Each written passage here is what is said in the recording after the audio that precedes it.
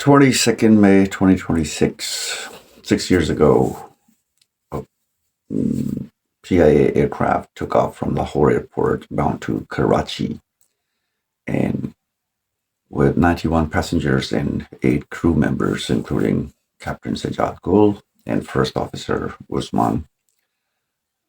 Very experienced pilots. Captain Sajjad Gul had about 17,000 flying hours in total and about 4,000 on Airbus A320. And relatively, the first officer was a bit junior, but he was also very experienced on this particular aircraft. And they crashed in Model Colony near Karachi Airport. And 97 passengers and crew members perished, and 2 survivors. Luckily, there were 2 survivors. This has been a talk of the town back then because it was COVID time and the nation was already in distress because of the limitations for going out, lockdowns, and then fear. And on top of that, this news came right before the Eid al-Fitr, which is a very big occasion in Muslim worlds. And that was also a Friday, the last Friday of Ramadan. So, as usual, since this accident happened, the media started playing its role. And that time media, now it is being confirmed that was suppressed by one of our previous establishment. So media was bound not to give out the real pieces of news. So they had to blame the pilots for many reasons. The insurance company reasons, the Airbus reasons. There are many factors that can affect a report, and exactly that happened. Because once a crash happens, you do not release only one piece of calls, ATC calls to the pilots, because now you're building a narrative. And that's what it happened. The crash was at about 1:30, 1:40 in the afternoon. And the first news media plays that the pilot was hot and I and denied ATCO calls and still landed and crashed. Tried to land and crashed. So whenever I see media, I see it differently. I see what narrative they're building. And you see, if it's one media, they're reporting something. I believe that the second media cell is going to give a little bit different point of view. And the third one is going to give another point of view, in a sense.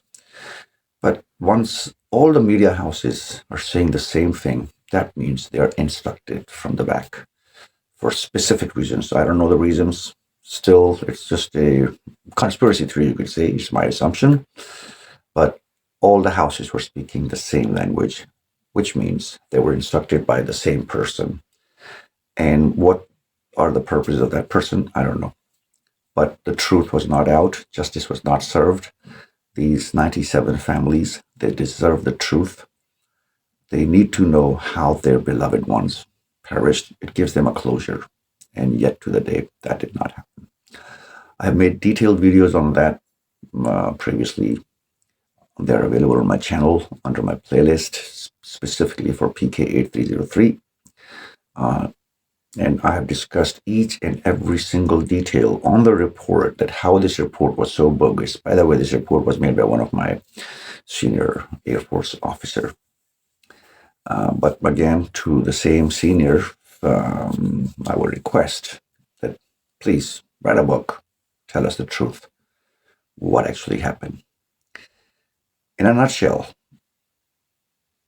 I will give my assumption that this flight was coming from Lahore bound to Karachi, and some of the important people at the radar or ATC tower or in the ATC building were not there because of the Jummah prayers. They were absent from duty at that time. And some inexperienced guy was in the ATC office. And if you whatever the calls are made public, if you hear those calls, at least three people at three different occasions have talked to the pilots. Pilots, on the other hand, they kept their cool and calm. You can make any psychiatrist listen to the voices of the pilots.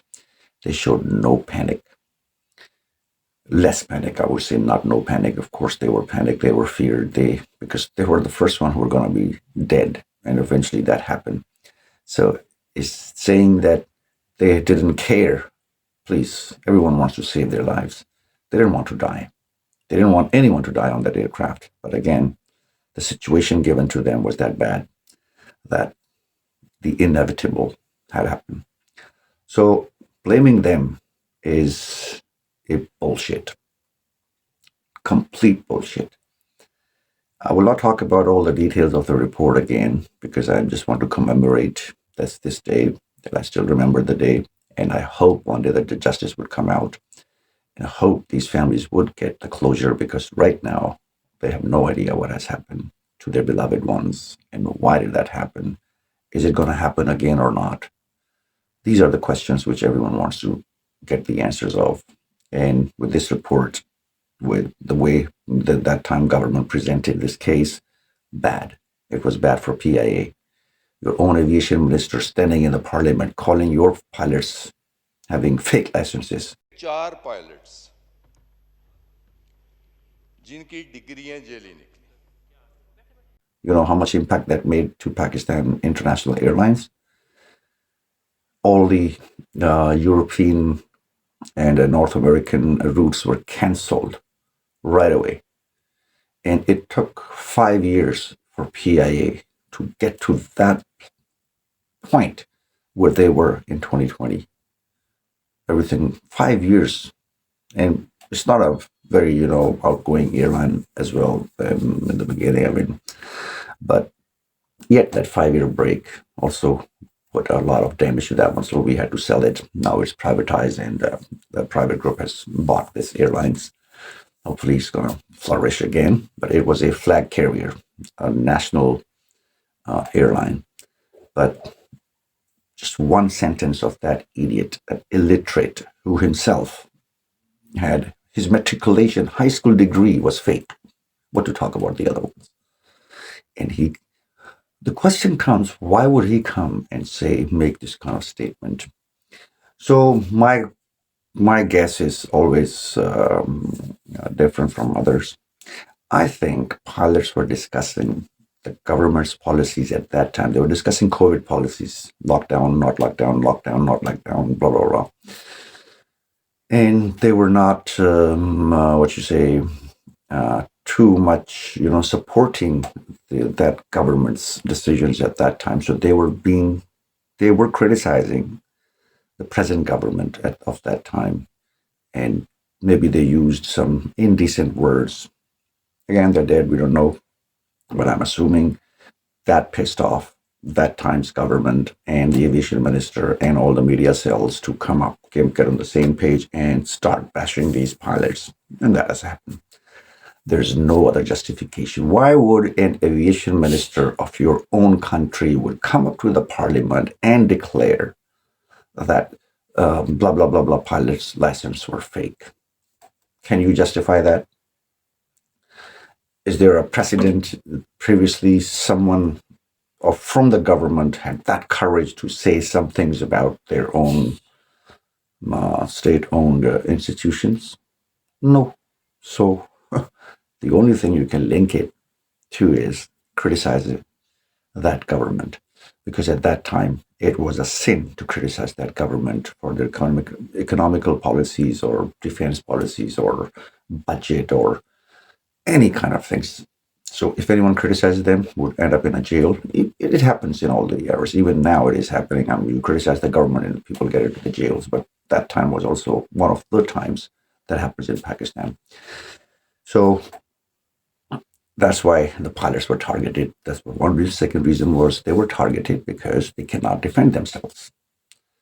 Once a dead person is dead, of course, the person is dead. So he can't say anything. So whatever you say about them, that has to be the truth.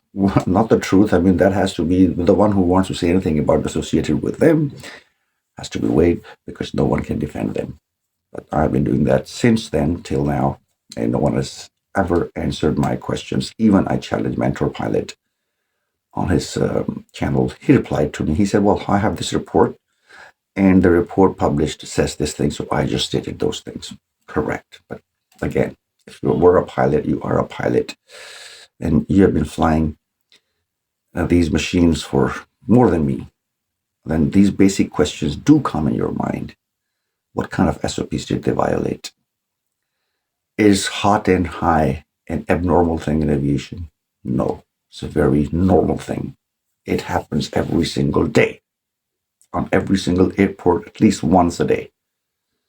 But do planes end up in this kind of crash? No, they don't. People accuse them of fasting. They were fasting. And I refuted that one, that pilots are exonerated for fasting. Even they're practicing Muslims, they don't fast once they have to fly 2 or 3 hours because exonerated. And people also tend to, go towards the shortcuts. So I don't think so. They were fasting, and any of their judgment was delusioned by fasting. No, they were pretty clear in their mind. Initially, they said the pilots did not lower the gears down, and they crashed. And through day one, I was saying that's impossible. It's just like when I go into the toilet, I don't even look at the light, and my hand goes on the light and light turns on because it becomes your habit. So pilot's habit. The few things before landing, no pilot forgets. None. We don't have any examples that a pilot forgot to lower the gears down, or forgot to lower the flaps down, or forgot to retract or extend the speed breakers. None of the incidents have been reported that the pilot forgot and then they. So how can it be the case? So, but people were still insisting for the first 3 or 4 days until the reports came out that the plane made a touch and go, and then it crashed on their second attempt, which I think was a third attempt, by the way. But let's see. Why I say it probably is a third attempt. The touchdown, the time they used from their initial approach, descend with gears down, 7,000 feet, and the time they took to get down to the touchdown point when they landed without the gears and they went up in the air again. This time, and after the touchdown, doubles. So they spend more time, double the time from the initial approach in the air. So what were they doing? Where did they go? The report does not mention the flight path. While in the previous case, Air Blue 202, the flight path of the aircraft is clearly mentioned on the last page of that report. I will talk about that one. I have my concerns about that report too, but in this report, it doesn't say. Where did the aircraft go? What was it doing after the touchdown for about 10 minutes, around 10 minutes? So we don't know. But they say that, well, it went back and tried to land again. So with the speed shown, with the distance covered, 8 to 10 minutes are not justified. They had the second attempt. They were hot and high in that one too. So they went for the third one, and the third one couldn't make it, and they crashed on Model Colony.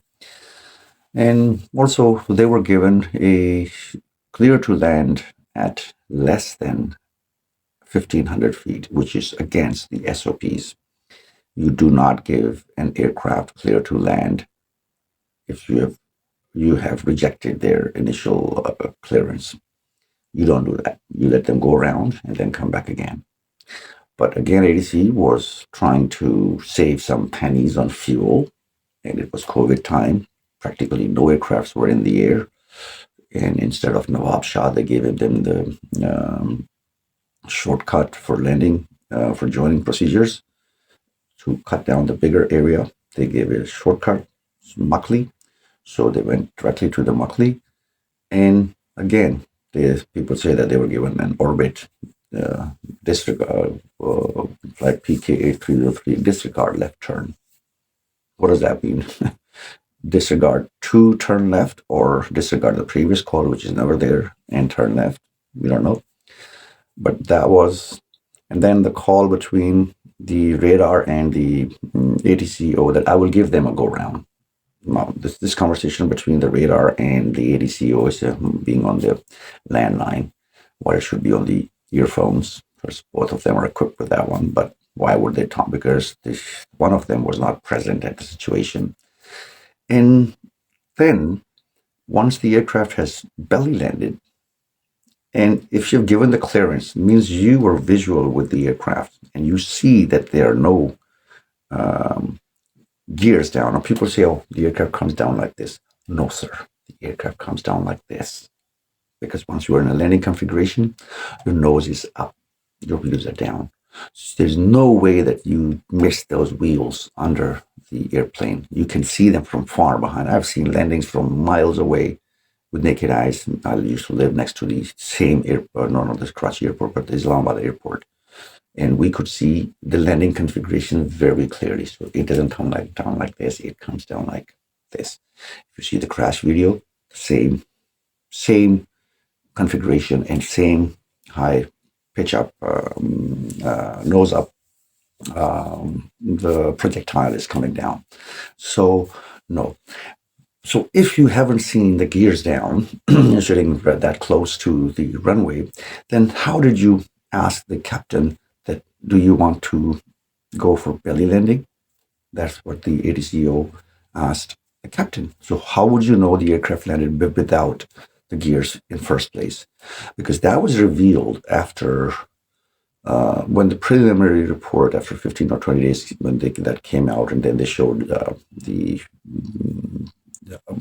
cams on the runway, and that's where they showed that it landed without the gears. So, but ADCO knew that one. Otherwise, why would he ask? Why would he ask that if you want to land on the belly again? So that means he knew. He knew the plane was coming down without gears and yet gave them the clearance. So you cannot leave these people out. And they're still working. And the same guy, he was on duty and he cleared the next aircraft coming in. He should have been kicked out, and until the investigation was complete, he should have been suspended. But no, never. That didn't happen. Probably the guy is son or daughter, not the daughter, nephew, or anything of someone bigger in the elite of Pakistan. So that's why he's still working. He's still giving joining instructions to all the other aircraft, and this is gonna happen again. My kudos to the pilots. They tried their best. They couldn't succeed. That's another issue. But they tried their best to land this aircraft. They tried to save themselves and people at the back, but they couldn't. But we cannot forget their efforts. By the way, it's the only touch and go, belly landing touch and go on any passenger aircrafts. It has never happened before. See how quick-minded this captain was? That he landed, and once he realized that gears are not down, he took off again. It has never happened in the aviational history of passenger aircraft touching down for 18 seconds and yet climbing again. So my heart goes out to all the families. I hope all those people are at their best place in the heavens. See you next time. Allah.